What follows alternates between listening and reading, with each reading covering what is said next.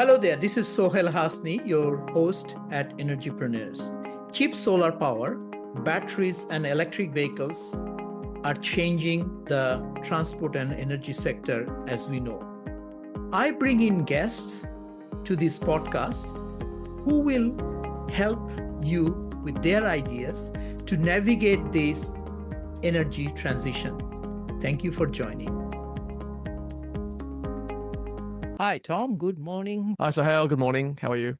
Great to see you and to be connected to one of the gurus on EV adoption in Australia. I remember following you for quite some time and learned a lot of things. And lately, I even saw your V2G videos. First of all, thank you very much for having me on your show. My name is Tom Gan. I am a content creator here in Australia. I'm based in Sydney, and my channel is called Ludicrous Feed. We do lots of live podcasts, one a week, and we also do a lot of posted videos as well. So we cover electric vehicles and renewable energy as well.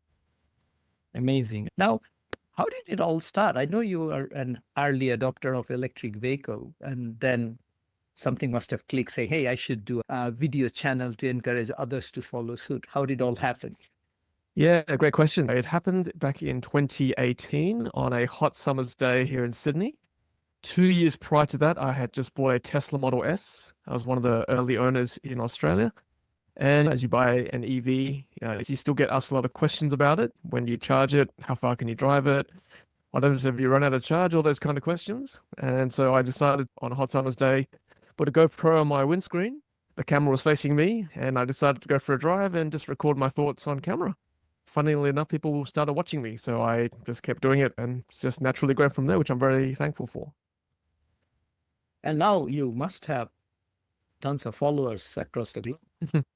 I'm very grateful for everyone who watches. I think a lot of my audience is based in Australia, but I do get viewers from Asia, America, and Europe too. So yeah, very happy to be doing what I'm doing and very grateful for the viewers.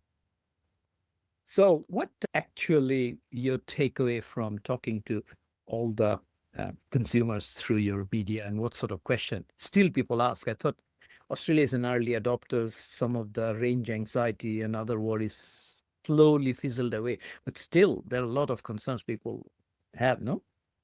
Yeah, so I think there are a few issues that always come up. Range is always the number one topic, as Australia is a big country.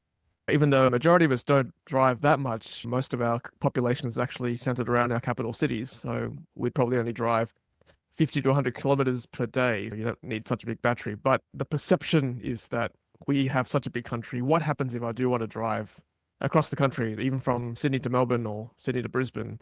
It's still a big distance. We're talking like almost 1,000 kilometers each way. So the perception is that I'm concerned that the car may not have enough charge. The chargers may be broken. There may not be enough. What happens if I get stranded? Those kind of concerns still crop up, unfortunately. And then the second issue is cost. Australia is quite blessed in a way. Our cars are quite affordable. We have a lot of cheaper vehicles imported from Asia and potentially from Europe as well.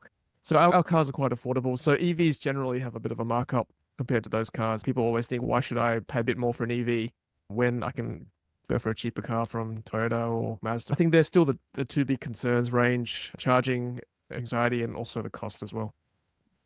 I think people like you, and I think I'm also an early adopter. I bought a Y and straight away decided to go to Sunshine Coast without even thinking through where am I going to charge. I'll figure it out on my way. And I did 1,200 odd kilometers on the first day. So it was a bit odd, but we managed.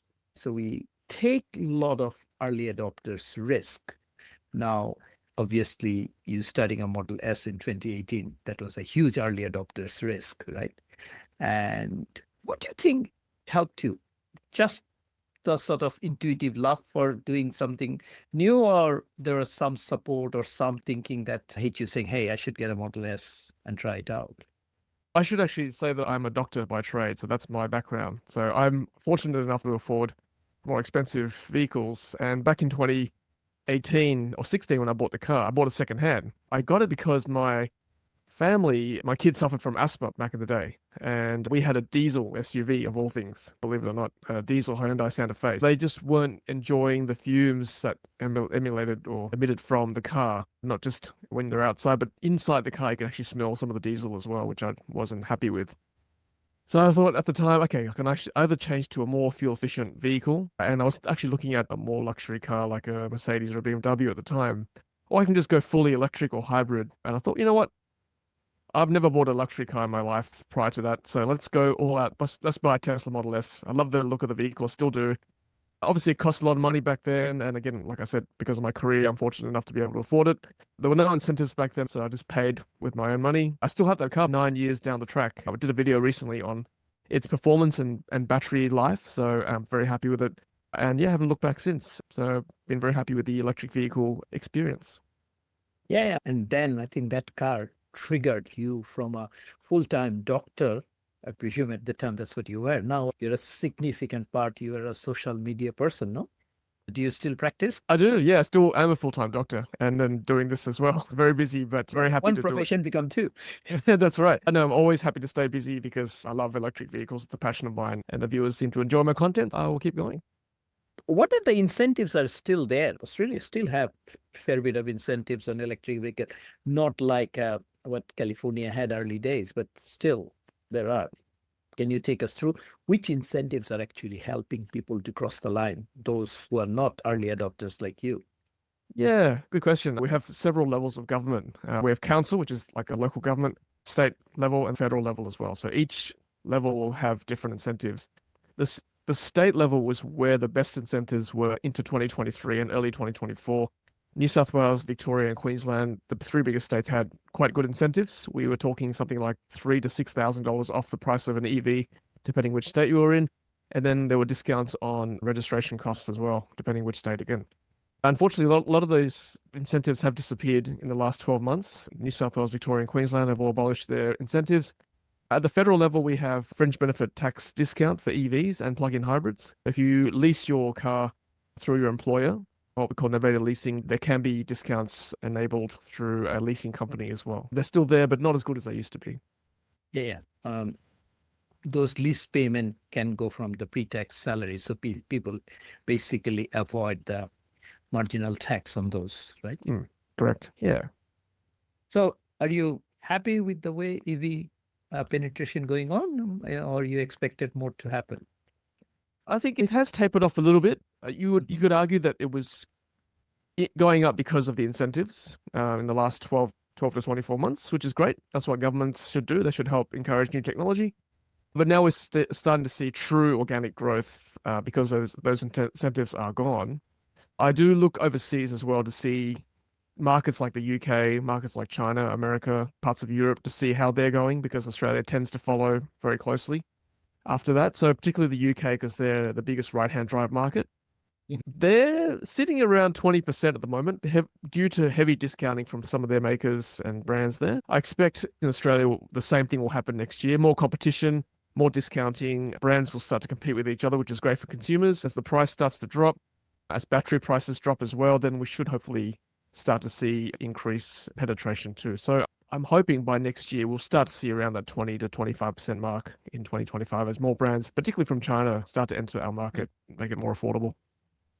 Yeah, I'm also quite excited to see that one of the policies the government has about conversion of fleet. If you have more than 3 cars, you apply for something which has not taken up in a big way. The fleet conversions subsidy the government is giving, I think, at federal level. Yeah, that's right. Fleet purchasing is so important, not just at the government level, but other private companies too that buy cars, because fleet vehicles tend to change over very quickly. 3 years' time, when you've got a fleet car that's generally well looked after, they'll enter the second-hand market. I've proven many times on my channel that an EV battery can actually last the distance. It's lasting a lot longer than what people were originally thinking. A funny story, when I first bought my Tesla Model S, one of the common jokes or quips that people say to me would be like, look at your iPhone, look at your laptop, it dies after a couple of years, right? You're going to have to toss your EV away. What a waste of money. I thought, no, that can't be right. Tesla have told us that their batteries last a long time. And so I was stubborn. I said, I'm going to keep this car for as long as I can. I'm glad I did, because the battery degradation has not been that bad in my Tesla Model S in 9 years. Hopefully people will learn from that experience and have the confidence to buy an EV, or even a secondhand EV, knowing that those batteries can last a long time. Yeah, I think that incentives there, I thought that the federal government level is very unique, because it is going to create high quality, large volume secondhand markets, right? Especially government fleet cars, right? Yeah, hopefully we'll see that as governments start to be more proactive. In New South Wales, my home state, they're certainly proactive in terms of charging as well. They're rolling out a lot of public chargers to help people who don't have off-street parking, people to help charge at highways in accommodation. I think New South Wales is certainly being very proactive in that regard. Yeah, seems like finally things are happening. I like your background. You have a Tesla, you also have a BYD. I saw a recent video that you have a BYD car as well. How are you enjoying the two different cars, but both very large manufacturers, no? I wanted to buy BYD because I know Tesla pretty well. I thought for a change, I'm just going to see what it's like on the other side. And I'm glad I did because, yeah, BYD, as you said, it's a huge manufacturer. It's like the #1 NEV brand in China. They've got 35% market share in China. I was fortunate enough to go over to China this year with them to see their facilities and factories, and their blade battery is very impressive, and the actual car itself is very good as well. So yeah, I've been very pleased with the 12-month mark coming up. Look, it's not a Tesla. They're different in many ways, but good in its own right as well. I've been fortunate enough to test different cars like Polestar, Zeekr, Deepal. We've got Cooper over here. Yeah, I try and post a new review every week or two of a different car. So, yeah. Cool. You're not just doing car. I saw one of your videos talking about V2G, which I personally think is going to really make the world upside down in terms of the energy sector, energy transitions, because if you have such a big battery at home, your need to rely on the grid, especially as a residential customer, almost vanishes, right? Yeah, absolutely. As a comparison, if you've got a Tesla Powerwall 2 or 3, that's a 13 kilowatt hour battery compared to, say, a Tesla Model Y, Model 3, which is 60 kilowatt hours. So that's 5 times the size of a stationary battery. And of course, there is pros and cons of having a mobile battery like a car versus a stationary battery. For a start, if you drive the car away, then it can't be used anymore as a home battery.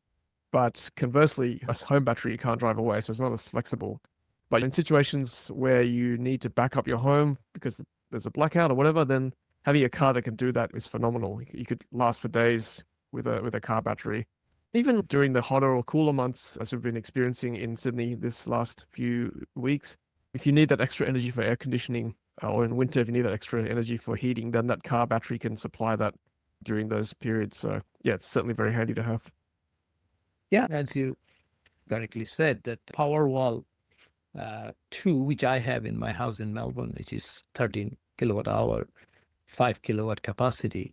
But if you have any of the Teslas or any car, average 45 to 60 kilowatt hour, you turn up into a friend's place, maybe say, hey, I brought my own electricity, connect it up. Yeah. And the good thing is about the battery is you are carrying the storage with you wherever you go, wherever the demand goes. So that's something people have to appreciate. Once we have facilities, on-street chargers, which are both ways, then it doesn't matter where you go, you just connect, like uploading your file to Dropbox. That's a good analogy. I think in Adelaide, South Australia, there is a public bidirectional charger. And before you said that, I never realized why they had a facility like that. But you're right. If you've got some spare time and extra charge in your car, you could upload or supply to the grid and make some money from that as well. I used to work for the State Electricity Commission of Victoria in demand planning as a junior engineer almost, 40 years back. But those days, if we had a very high demand, Victorian Power System could send a pulse and shut off all the hot water units so that they can start again. So you took off, say, a few hundred megawatt of demand like this, rather than running at the power station, right? Because hot water stays there. You will not notice even as a customer. Just imagine that there is suddenly a big power station trips and your wholesale electricity price is, say, $40 a kilowatt hour, a megawatt hour. And suddenly, rather than going to this big hype of few $1,000s a megawatt hour, you get a text message saying, hey, you're on that program. Why don't you just connect up one of those chargers and we'll pay you $50 each, or whatever the right numbers are. People will say. They will plug in with that kind of incentive. If the power is needed, then I would definitely plug my car in. My Powerwall, they said, we want to access your battery from time to time, maximum X number of times in a year. We'll give you $500 upfront for you giving us that access. And plus, I forgot $20 a month. I said, fine. Mm. And Yep, then I yep. can get out of the deal anytime I want. This is the future, right? So if you have thousands or 5,000 of those, you suddenly have 25 megawatt of power that you can pull anytime. That's right. Money talks, right? People think the car's not plugged in all the time, but if you incentivize people to plug in when needed, then Yep. that's great to help stabilize the grid. Yep. Yeah, and it can be done all automatically, right? Your car is parked somewhere. Especially, I'm quite excited for a world where we have induction charging everywhere. So you even don't have to, it's like a Wi-Fi versus cable, right?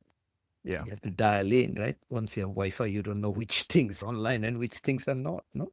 Yeah. Yeah, that's true. We don't need to have such fast charging at home, so induction could definitely work to help trickle into the grid whenever needed. Yeah, Very true. maybe, who knows? There could be fast charging both ways get established eventually. The way the technology is evolving. It could happen. Induction charging on our highways as you're driving. We have seen that, and a lot of people experimented, right? I think China has fair few. Very exciting times. What else you do for fun? I know that you're a doctor, which is very serious.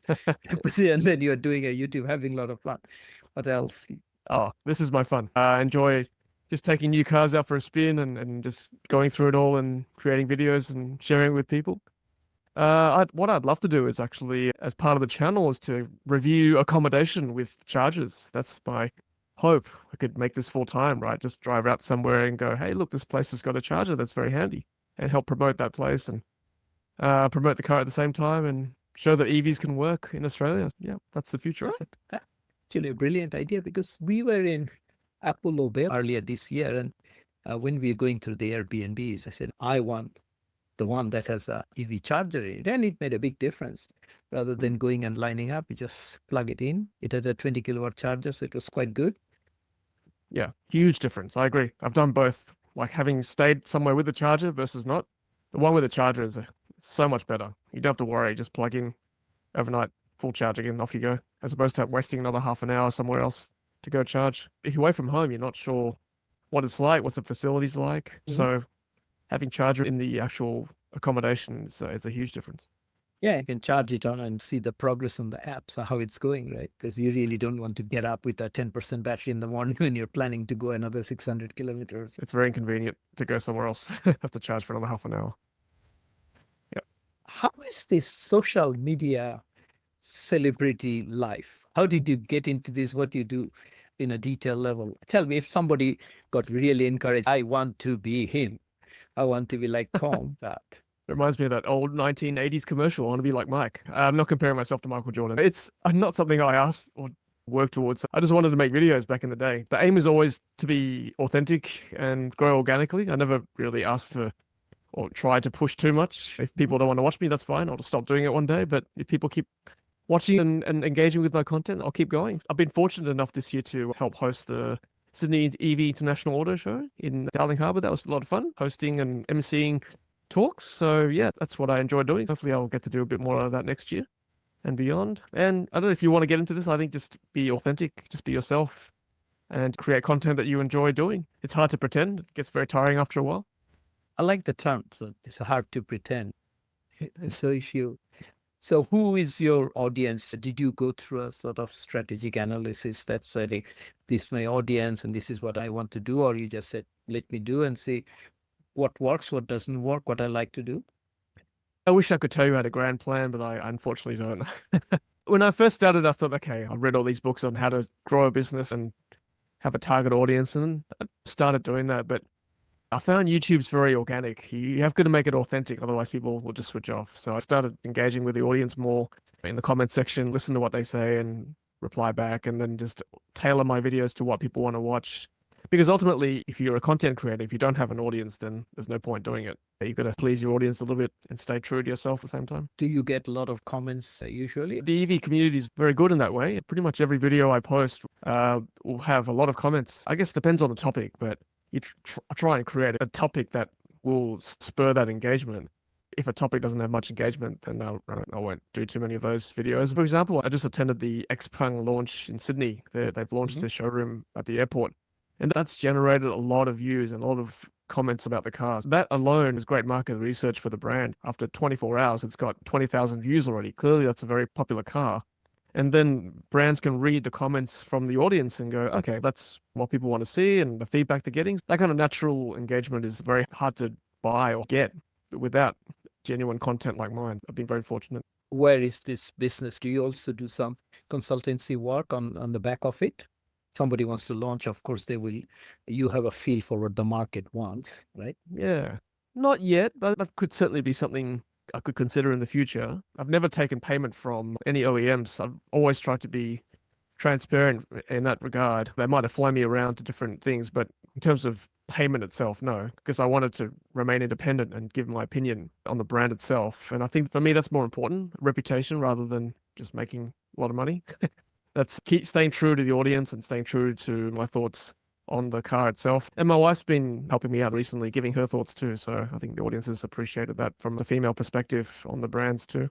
In the future, maybe independent consultancy for maybe not the brands, but for maybe say an audience a consumer wants to find out what kind of car to buy. There might be an opportunity there as well to create one-on-one consultancy work or forums or discussion groups. That could certainly be something I could do in the future. Yeah. When I was at the Asian Development Bank, I would have loved to have someone like you. That was 7 years back when we used to do a lot of conferences and workshop across Central Asia to promote electric vehicle because they're very rich in fossil fuel. They don't want to think. If your country is floating in gas, you don't want to know anything else, right? No. But to bring them a glimpse of an alternative universe that exists, and it can only come from the horse's mouth, saying, hey, I've been there, I've done this. That authenticity is very important. Yeah, that's right. That's why I enjoyed doing the MC work at the show this year, and hopefully I'll get to do a bit more of that, because getting that real voice, that real owner's experience is very hard to come by unless you've actually lived that experience. So, yep. Many years ago, I wanted to do a multi-country EV rally in Central Asia. So take 10 cars and drive around 5 countries to promote the region as a whole. People are aware. Every country bring the ministers and others. They do their ribbon cutting and we get the newspaper, but it will create a general awareness, especially the people who think, oh my God, this thing cannot drive more than a few hundred kilometers. So yeah. Was there anything like that done in Australia? People have driven around our country. I think the record is coming down. Like it used to be weeks. Now it's almost within a week or two because the network is getting better. Like the WA charging network is pretty impressive because it's the largest continuous EV charging network in the world, DC fast charging network in the world. So for such a big country like ours, it can be done. To your point about driving around Central Asia, that'd be phenomenal. I'd love to do something like that and create videos along the way. If you can't get that kind of authenticity, I'd certainly be very interested. Okay, now as a private citizen, I'm no longer in the bank. I think there may be still opportunities to do that in different countries, especially in the Philippines, where I spend a bit of time these days. Tesla just came in and I was actually talking to them. I ordered a car as well, saying, maybe we do a rally around Central Luzon. And they seem to be very supportive. So I thought, okay, just get the sort of early adopters and just drive around, do a bit of video and create that awareness. I think that's the authenticity. Yeah, at this day and age, people tend to trust real consumers rather than just advertising. I agree. That could work very well. Are you into AI as well, like everyone else? Yeah, it's funny. When you say AI, I instantly think of self-driving because that requires some sort of AI. I'm not sure at this stage what kind of world we're going to end up in. Hopefully we'll be our friend rather than be our masters. I don't want to live in a world where a whip's getting cracked to my back, so to speak. Yeah, in the medical world, robotics are starting to come in the field I'm working in, which is quite exciting. But as the practitioner, you still have to be there to hold the robot's hands. The robot's not doing everything just yet. Cars, we're starting to see some self-driving in America, of course, robo-taxis from different companies and self-driving from Tesla. In China, I think XPeng's doing. As a human being, I'm naturally going to want to be in control rather than have someone control my vehicle for me all the time. So if I wanted AI, if I wanted self-driving, I'd catch the metro. I think that's a lot safer for now anyway. Having said that, if you have your Tesla Model S getting driven completely and you can do your YouTube videos while driving, it doesn't sound bad once you are very comfortable that the Yes. machine works, right? Yes. At the moment in Australia with self-driving, autonomous level 2, whatever it is, I feel like I'm still babysitting the car. I feel like I've got an L-plater driving my car rather than me driving. I feel more confident driving my car. If I'm just monitoring the road, it is nice sitting on the highway. I'm less fatigue on my back and shoulders. But in the city, there's no way I let a car drive me around the city at this point. But on the highway, maybe. That could be an exception. It's a bit daunting. I drove a Model X from California to LA. My friend was cheating. He just put on one of the hand gloves so that the car does not fill out. And it took us out of a freeway and going to. It is scary. Yeah. But I guess it's like anything else once you get used to it, right? Yeah, man, call me old-fashioned. I'm not quite there yet, but if I had enough practice sitting in a car like that, maybe I'd be convinced.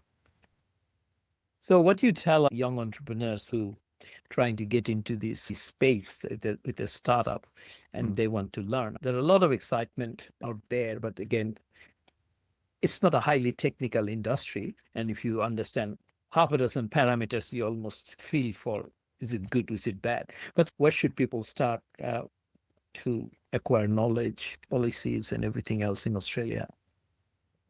Yeah, there's so much available online these days.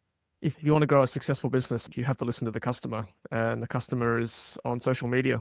Log on to all the different social media platforms, X, Facebook, LinkedIn, Instagram, watch YouTube. Then you hear the heart and soul of consumers and what people want in an EV and actual EV owners. Unfortunately, you'll end up also listening to the haters as well and the people who don't think EVs should exist. I don't know whether they're actually doing it for fun or whether they actually think the EVs are evil. It's hard to know. Like, they hide behind screens and keyboards. From people I've spoken to in the real world, most people are fairly open-minded. Even if they don't believe in it, they'll listen to me talk about it. They may not agree, but at least they're not rude in real life. Whereas on the internet, you can say whatever you want, which is disappointing sometimes. But back to my point, I think someone starting up, just listen and learn straight away. And then if you're starting a business, service is number 1, 2, and 3. Service is always going to make or break your business and any new brands coming into the country. After a while, the brands start to look the same, but it's the service and the repairs and the maintenance of any brand, any car that comes in that's going to earn the trust and confidence of consumers. That's what I would recommend for any new brand starting up. It's the building of that relationship, right? Correct. Yep. And in Australia now, if somebody wants to go, or even from anywhere else wants to find out what are the different car choices, what's the best website or what's the best resources to go to?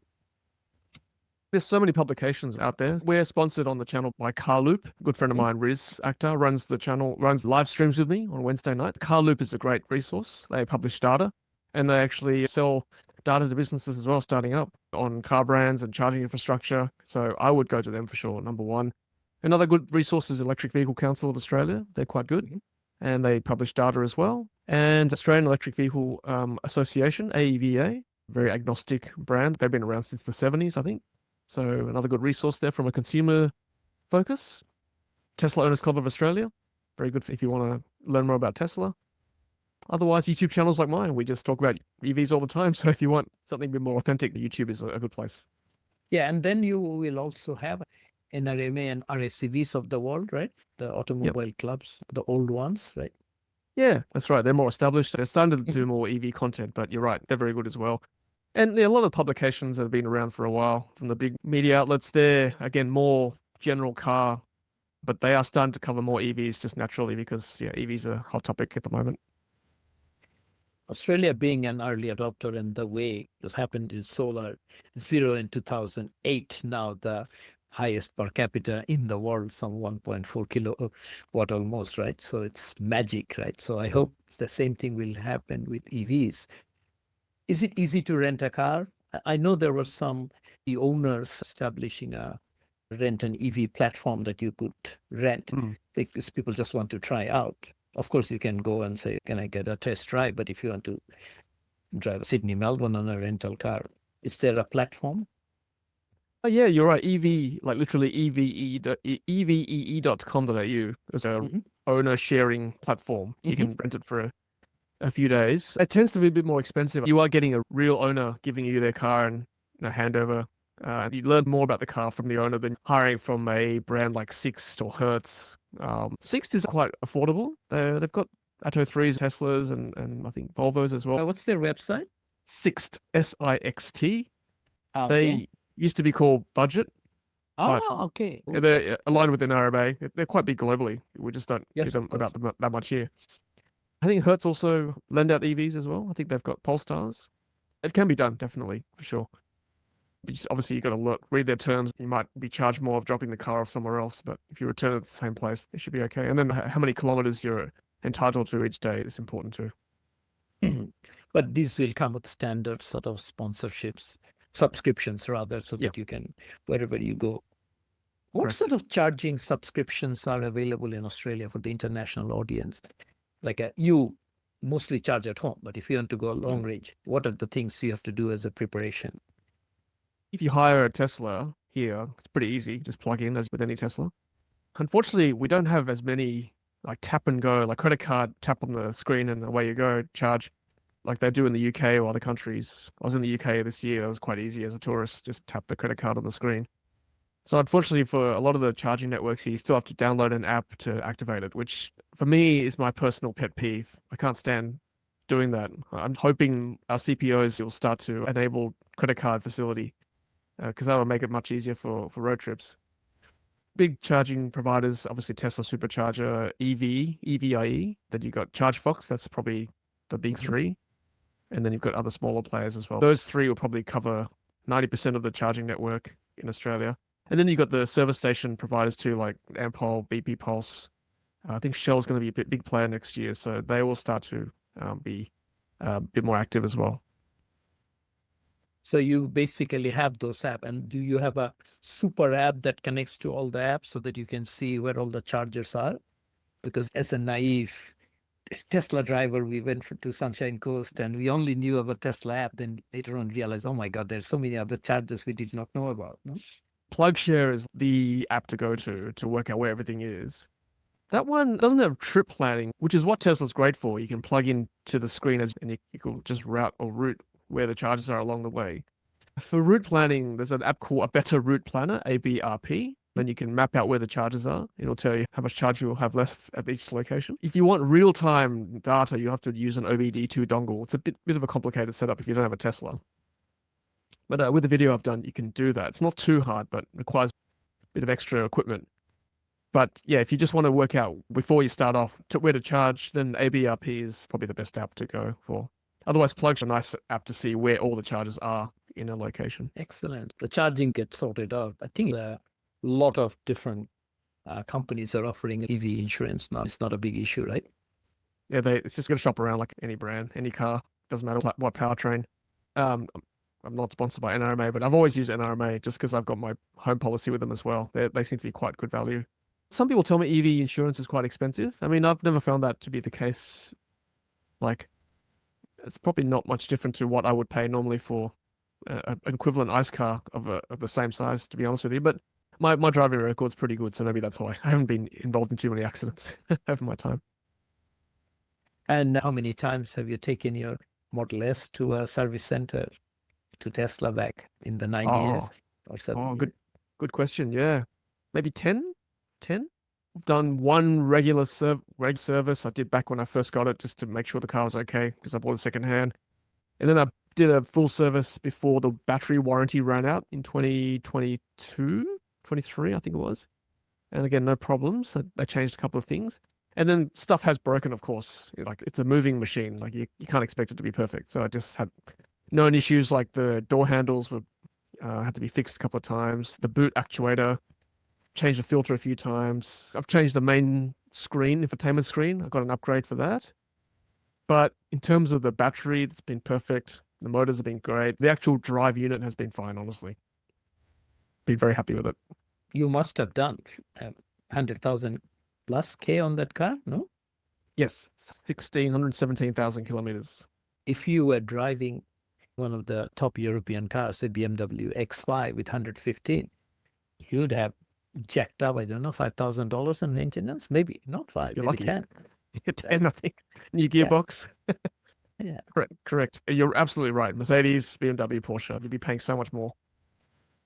Yeah, spark plugs, fan belts, You know, camshafts by this time, right? Even if you left your car and forgot, and maybe a radiator as well, right?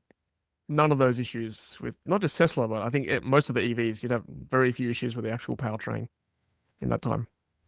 Yeah, I think doesn't get highlighted that much that you take your car saying, don't come in back in 2 years, right? That's a bit of controversy. Tesla doesn't have a servicing schedule, but a lot of other brands do. Like BYD, I just went for my yearly service, and the comments on the video are like, "Why do you need a service for an EV?" And they're correct. It's nice to have someone check it through, but you think you could probably get away with not having it every year, maybe every second year. It's nice to have someone look through it, more technical than me, who knows the car better than I do, but maybe every second year rather than every year. Yeah, I saw that video, but it also came to my mind. Why? Yeah. Then you said, Why? okay, maybe they're a bit worried about the quality control aspect. Maybe that screw is not tight and it's a new car. It Maybe. hasn't done 10 years. So we still just want to make sure everything is in place. I think so. Just maybe they're just initially a bit hesitant for a new brand, but Tesla was like that too. When I first got my car, you needed a service every year, but they've obviously learned and realized probably not. And they're right. Most Teslas on the roads haven't been serviced in a while, and they've been fine. If you can monitor something remotely, then that's another option, right? If anything comes up, you can be notified as an owner, or the workshop can be notified and send you a notification to say, hey, you need to come in to get it checked out. Amazing. So you're a full-time doctor, you have a full-time producer of YouTube Full-time channel, dad. encouraging. Full-time dad. Yeah, full-time dad. So how large is your team for the social media setup? How large is my team? It's just me and my wife. Cool. And Riz, who helps me with the live streams. Very encouraged. I hope the world has more people like you that trying to bring all aspects of life and also encouraging people to open up their eyes to these new technologies. Is there anything else I could have asked or you want to share to the audience? Thanks for having me on the show. I'm very excited about next year. There's a lot of new brands coming from China, which I'm very much looking forward to testing and driving. I think next year could be a breakout year for EVs in Australia. Stay tuned. That's all I can say.